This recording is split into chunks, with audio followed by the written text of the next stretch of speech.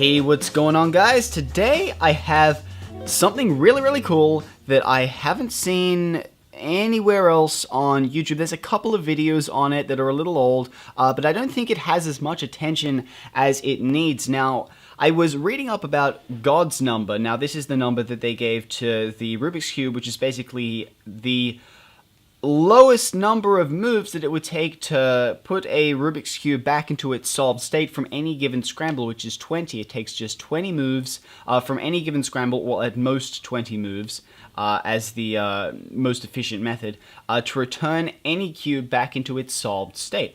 Now, I found this to be very interesting, but of course, it does take more moves than that to return a cube back into its solved state because we use algorithms, and those algorithms have a set number of moves.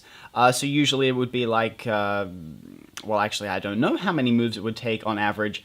If someone can let me know what that is, let me know in the comment section below. I'd really be interested in hearing about that. But I also found, after doing a little bit of digging, that it turns out these same people that figured out that it takes 20 moves to bring a Rubik's Cube back into its solved state from any given scramble, they also found an algorithm that can be applied to the Rubik's Cube on any angle, on any orientation of any scramble that will have the cube pass through its solved state. They have some statistics. Apparently, it's not always the case. It might be like 75% of the time. But the cube will pass through its solved state whilst completing this algorithm. So here's the algorithm here. I actually wrote it down. So I had to put a grid there so I could actually follow it because it was kind of getting jumbled up. So we have L, R2, B, L prime, R, U2, F2, L, B, D, U2, B, L prime, R2, B2, L prime, D2, U, L prime, B2, U2, R2, B, D2. Long algorithm, 25 steps long, but this algorithm, if applied to any scrambled cube on any axis or any orientation, it will turn the cube back into its solved state. So let's give it a try. So I got a cube here. I'm just going to give it a scramble because I don't have a scrambler here right now. And I think that should be good enough. Alright, so let's just give this a try and see where it ends up. Okay, so let's try the algorithm. So let's do L, R2, B,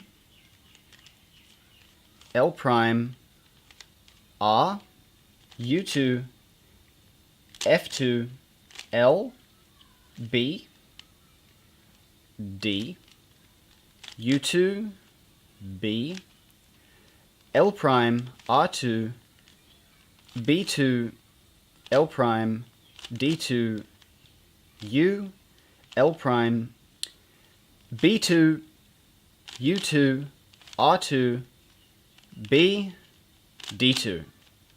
And there you have it, back into its solved state, which I think is rather interesting. I've been messing around with this all night, and I was pretty surprised to see that it actually works. That's actually a very rare case where you get right to the end of the algorithm. Usually, it will pass through its solved state at any given point on this algorithm, so you could probably get like 9 or 10 steps in. Usually, it's around 14, 15 that the puzzle will be solved.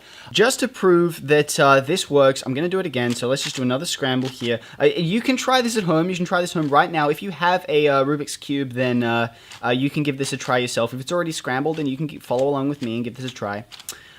So let's just do a load of scrambling here. Okay, so that looks pretty good. So let's give this another try. So L, R2, B, L prime, R, U2, F2, L, B, D, U2, B, L prime, R2. and it's already passed through its solved state. So you can see I've got B2, L prime, D2, U, and the rest of the algorithm still to go. So that is the nature of the algorithm. It's not like any other algorithm where it will cycle the pieces.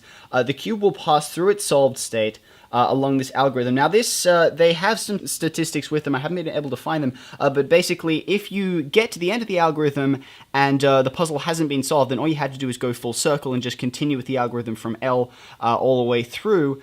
And usually by the second time, sometimes it happens, you'll have to go through it a third time. But basically, if you just continue following this sequence, the cube will pass through its solved state whilst performing this algorithm. Okay, so the reason that it does this, I'm not entirely certain, but basically this algorithm has been built on statistics. Statistically, what is most likely to bring two pieces together? And this is just based on all of the other algorithms that are out there floating around today, all of the OLL, all of the PLL, all of the F2L algorithms.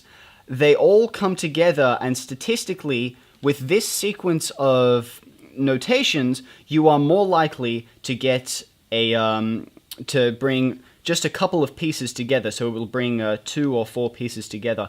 And the reason that it solves the puzzle is because at some point in this process, these clusters of pieces will line up into their solved state, which I think is rather interesting. Now, I don't understand the entirety of it. If you understand this more than I do, then please provide a detailed explanation below, because I am not, set up for explaining this kind of stuff. I don't have my head kind of wrapped around it. But anyways, hope you guys found this video informative. Give this a try for yourselves. Thank you guys for watching, and I'll see you all next time.